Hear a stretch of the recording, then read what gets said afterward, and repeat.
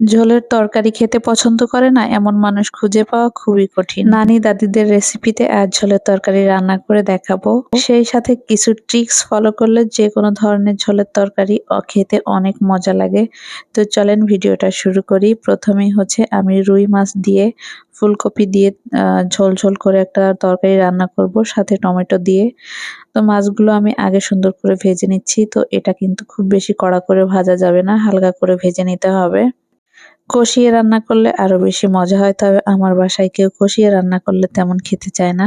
তো হালকা একটু ভেজে নিচ্ছি। তো ভেজে তারপরে মাছগুলোকে সুন্দর মতো তুলে নিব একটা একটা করে। গ্রামে যখন যাই নানি দাদি অথবা মা চাচিরা অল্প কিছু মশলা দিয়েই কিন্তু তরকারি রান্না করে, সেই তরকারিটা খেতে কিন্তু অনেক মজা লাগে।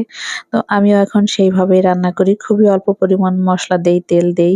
তো তারপরেও কিন্তু এইভাবে রান্না করলে তরকারিটা খেতে অনেক মজা লাগে। তো যে মাছ ভেজে রেখেছিলাম সেই তেলের ভিতরেই আমি একটু পেঁয়াজ রসুন বেরেস্তা করে নিব, সাথে জিরা দিয়ে।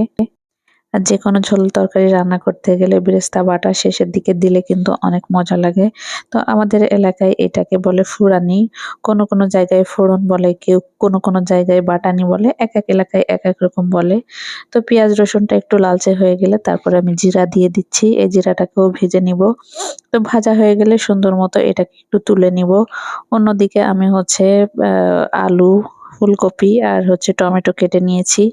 এখন শুধু আমি হলুদের গুঁড়া, তারপরে লবণ, তারপরে হচ্ছে কাঁচা মরিচ এগুলা দিয়ে আর হচ্ছে একটু ধনিয়ার গুঁড়া দিয়ে তারপরে এই তরকারিটাকে সুন্দর মতো কষিয়ে নিব।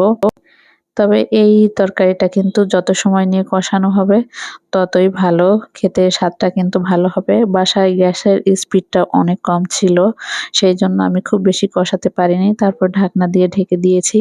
আর ঝোলের তরকারি রান্না করার সময় একটু জালটা বাড়তি থাকলেই কিন্তু ভালো হয়। নিভু নিভু জালে কিন্তু ঝোলটা খুব একটা ভাল লাগে না। তো আমার গরম পানি করা ছিল, সেই গরম পানিটা অ্যাড করে নিচ্ছি। তারপরে দেখলাম যে গ্যাসের স্পিড একদম কমে গিয়েছে। পরে আমি বাধ্য হয়ে ইলেকট্রিক চুলায় বসিয়ে দিয়েছি। এখন আমি মাছগুলো দিয়ে দিলাম।